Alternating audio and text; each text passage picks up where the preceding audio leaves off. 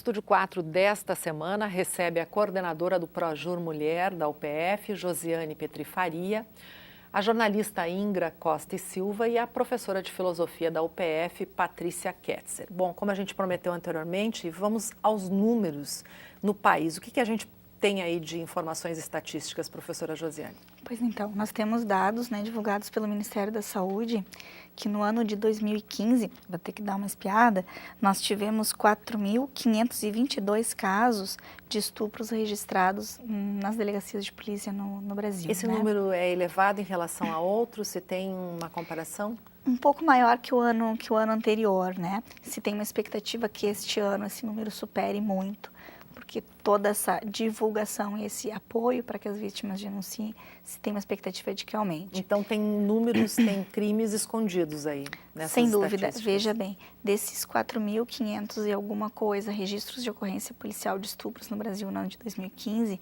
se estima, o próprio Ministério da Justiça e o Ministério da Saúde, que eles representem não mais que 13% dos casos reais.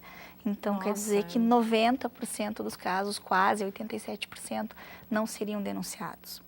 Desses 4.500 registros de ocorrência feitos, 50,7% as vítimas são crianças ou adolescentes. É muito alto esse índice. É muito alto e veja bem, dessa estatística toda, quem é a principal vítima e quem é o principal agressor? Mais de 87% no caso de mulheres adultas e 96% no caso de crianças e adolescentes, as vítimas são do sexo feminino. E o agressor, essencialmente, homens. O número de mulheres como agressoras em crimes sexuais, ele remonta ao número de 2%. Então, é quase inexpressivo em face do número de homens agressores, né? Quando se tratam de crianças e adolescentes, a grande maioria dos agressores em casos de crimes sexuais são pessoas conhecidas, próximas ou familiares da vítima. E no caso de adultas, 60% são desconhecidos.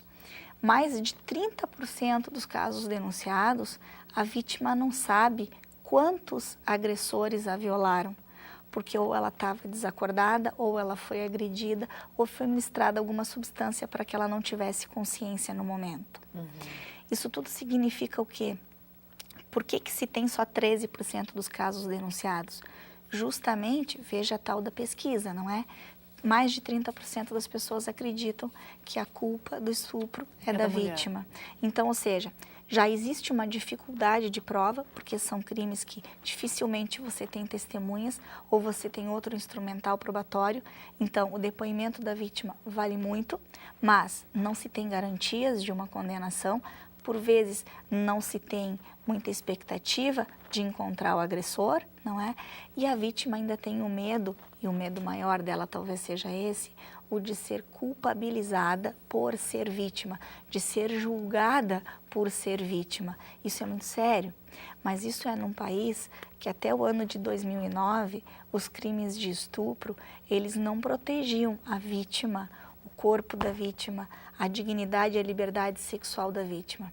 Até o ano de 2009... Que é muito recente. 7 anos atrás, o estupro, ele era um crime que protegia os costumes, ele fazia parte do capítulo no Código Penal dos crimes contra os costumes. Então, o que se protegia com o tipo penal, com o delito de estupro?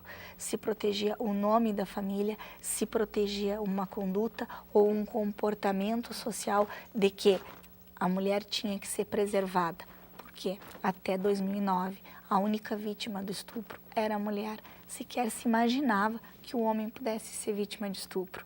Se tinha outro delito que comportava, mas o que acontece? O crime de estupro, para piorar tudo ainda mais, ele é um crime de múltipla violação. Então, dificilmente essa mulher passou por um tipo de violência. Ela passou por violência moral, psicológica, física, sexual, e não é um tipo de violação sexual, mas normalmente são múltiplas, são variadas. Então, ou seja, é aquele tipo de delito que traumatiza muito mais do que qualquer outro, onde você identifica uma proteção ou um bem jurídico tutelado. Qual é a condenação para um homem que ficar comprovado que cometeu o crime de estupro? No crime de estupro hoje, tanto os homens como mulheres podem ser vítima, e, portanto, tanto homem como mulher pode ser agressor. Então, a pena é de 6 a 10 anos, né? E pode ser, sendo a vítima adulta, sendo criança e adolescente, essa pena vai até 20 anos, mas em casos de morte da vítima pode chegar a 30 anos. Bom, e tem todas as progressões da pena que aí fica fechado durante um tempo, pode progredir para os regimes aberto, semiaberto. Na verdade, o nosso sistema de cumprimento de pena no Brasil, ele é progressivo. Então, ele sempre vai começar, né, de um sistema, ou seja, de um regime fechado, mais duro para um regime mais brando, escalonadamente, né? Mas o estupro é considerado um crime hediondo. Então, sim, o regime inicial sempre vai ser o fechado. Que números você tem, Ingra, para complementar? Na verdade, para complementar, assim, só para fazer um adendo, a questão da cultura de estupro, mais de 80% das mulheres em pesquisa respondem que passam diariamente por situações de abuso. Não o estupro propriamente dito, mas situações que são permeadas por essa cultura de estupro, indo trabalhar, voltando para casa, no próprio trabalho, com colegas de trabalho, no caso de algumas profissões, pessoas com as quais você se envolve profissionalmente, no caso de jornalistas, por exemplo, próprios entrevistados que passam dos limites, por exemplo. Então, mais de 80% das mulheres brasileiras passam diariamente por esse tipo de situação. E isso ficou muito claro na campanha do ano passado, meu primeiro assédio, que trouxe à tona diversas situações de mulheres aí que resolveram expor situações que passam no seu dia a dia, porque é algo que se torna tão corriqueiro e tão naturalizado na nossa vida que a gente não chega aqui, por exemplo, nós aqui 4 mulheres, não chegamos aqui hoje, oi, tudo bem, gurias. Eu tava vindo aqui para o UPF, passou um cara com carro e daí ele abaixou a calça, não sei o que, e falou não sei o que. Ou, eu tava passando na rua e ouvi, não sei. É algo tão natural que a gente nem dá bola. E isso é um problema. A gente tem que problematizar essas coisas, porque não é normal, porque não é o correto. E eu aproveito esse teu gancho, Inga, para a gente já encaminhar para o nosso encerramento. O que a pesquisa pode contribuir para a gente mudar essa realidade? Acredito que, primeiramente, a gente tem que ter muito claro que... Porque a pesquisa trouxe um problema. Sem dúvida nenhuma. Um problema que nós já sabíamos que existia, mas oficializou isso. O que causa o estupro é o estuprador. E é com isso que nós devemos trabalhar. Não é a roupa curta, não é a quantia de bebida alcoólica que a pessoa utilizou, não é a idade com que ela teve um filho. Não é nada disso. É o estuprador. Uma pesquisa dessas ajuda a reforçar que o silêncio não ajuda de maneira nenhuma. A denúncia deve ser feita, o assunto deve ser discutido em todas as rodas de conversa e uma pesquisa dessa ser divulgada já ajuda, mesmo que não pareça. Como aqui a gente já está discutindo o programa todo sobre esse assunto em função dessa pesquisa.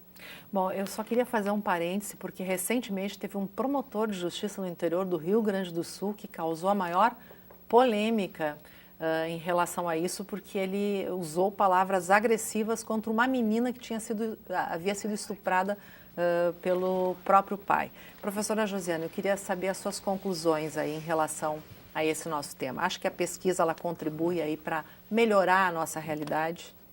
Me parece que, a partir do momento que nós temos uma pesquisa oficial, né, uma pesquisa confiável, que comprova aquilo que a gente já sabia, ou seja, ela divulga uma informação que nós já imaginávamos, mas já imaginávamos, sobretudo, porque discutimos esse assunto, porque trabalhamos com isso, né, porque nos envolvemos com essas questões. Essa pesquisa faz com que não se possa mais negar que, em casos de violação sexual, a vítima tem sido culpabilizada e o lugar da vítima é o da vítima e não o do agressor. Quando você sofre um assalto, você é vítima, o agressor é aquele que te rouba. Quando você sofre um estupro, o estuprador é aquele que produziu o ato agressivo e não a vítima. A vítima não deve ser culpabilizada porque ela não é culpada. A vítima tem a possibilidade de escolha. A vítima tem o direito de escolher e, portanto, ela deve ser respeitada como vítima. ter os seus direitos minimamente garantidos, porque além de vítima, ela teve o que na sociedade de hoje pode ser considerado uma ousadia, mas ela foi atrás da tutela dos seus direitos. E isso ela merece um respeito, e isso ela merece o aplauso, porque a partir do momento que uma mulher denuncia, outras tantas denunciam também. Professora Patrícia, além do fato de que a pesquisa nos auxilia a enxergar melhor e oficialmente essa realidade, de onde a gente deve partir para mudar essa realidade? É em casa, é na escola? Eu acho que em ambos os lugares, né? Eu acho que tem uma coisa muito importante também que ainda não foi modificada e que o caso do promotor deixa muito claro, que é o fato de que desde a Grécia Antiga o lugar da mulher sempre foi considerado a casa. E ainda hoje a voz da mulher, ela não é ouvida. A fala da mulher no local, no espaço público, não tem valor. E o caso do estupro, ele deixa isso muito claro. Toda vez que a mulher, ela levanta e denuncia e diz, eu fui vítima de abuso, de violência sexual, eu fui estuprada, ela é questionada. Então essa menina de 14 anos, ela teve que passar por essa humilhação pelo promotor, que questionou que ela tivesse sido estuprada. Recentemente a gente teve o caso de um deputado também que a denunciante foi indiciada recentemente, porque também se questiona, parece que o lugar de fala da mulher nunca é respeitado quando ela faz uma denúncia. Outro caso é da filha também de um famoso cineasta, né, Woody Allen, que diz que foi abusada sexualmente por ele, e a primeira coisa que se faz é questionar a palavra dessa mulher. Ninguém dá ouvidos à mulher em primeira instância, porque parece que quem tem fé pública sempre é o homem em primeiro lugar, e ele tem direito à defesa. Essa mulher não tem direito antes de ser ouvida, e nunca se dá o direito a ela de que a fala dela seja escutada e que ela possa realmente fazer essa denúncia e que essa denúncia não seja questionada porque ela estava na rua à noite, porque ela estava provocando, porque ela estava com uma roupa curta. E é por isso que muitas mulheres talvez tenham receio de denunciar, né? E é por isso que talvez muitas mulheres ainda se sintam culpadas e corroborem com essa ideia de que a culpada é a vítima. Mas eu penso que a gente pode modificar isso pela educação, que a gente pode e pela educação a gente faz isso com certeza a longo prazo, né? A gente vai desmantelando essa cultura do estupro a longo prazo, mas que as legislações estão aí para nos ajudarem com isso, as políticas públicas também. E em casa também, eu acho que na família o papel é fundamental. Na educação, com certeza. Tá certo. Muito obrigada pela presença de todas vocês, lindas e maravilhosas e muito inteligentes. O programa de hoje fica por aqui, volta na próxima semana, sempre tratando de um assunto de interesse da comunidade. Até lá!